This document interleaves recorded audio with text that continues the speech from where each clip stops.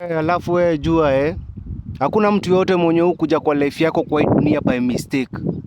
Na hakuna mtu yote mwenye hukuja kwa life yako bila sababu. Kila mtu ako na sababu mbona amekuja kwa life yako. Kila mtu kuna kitu na aim kwa life yako yenye wewe hujui ni nini? Yenye wewe hujui ni nini? Na watu wengi ni wenye wanataka manze kuona ukiwa chini. Hao watu wote wenye wanacheka na wewe ni watu wenye wanataka wakuone ukiwa chini. Unajua?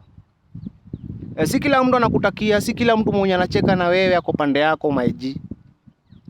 Hao watu, kuna mtu mwenye anakaa hivi anashindwa mbona wewe uishi life too simple manze uko umefurahia. Siri ni gani? Yaani kila mtu anaingia tu kwa life yako anadig. Kila mtu kuna kenye anatafuta kwa life yako. Na once amepata kenye anataka anajitoa. Hapo sasa ndiye anakuwa adui. Tuko pamoja? Hapo sasa ndiye anakuwa adui. Na ndio unasikia kwa life kuna rafiki na kuna adui. Na huyo adui si akwagi mtu mbali. Adui ni mtu wa karibu. Adui ni mtu mwenye siku moja ashaikuwa rafiki yako. Unaona? Adui ni mtu mwenye siku moja mlikuwa mna vibe na yeye. Akaenda hivyo akavuka mipaka na ndio hapo na hapo akakuwa adui. Unajua? Na watu wengi kwa hii dunia watakuwa maadui. Watu wengi ni maadui. Ni ile tu wenyewe wanacheza kadi zao, lakini mtu wangu kuwa mjanja brain. Kila mtu mwenye mna vibe na yeye, kila mtu mwenye anakuchekesha wewe jua ako na sababu. Kuna kitu anataka kwa life yako na akipata atazidi.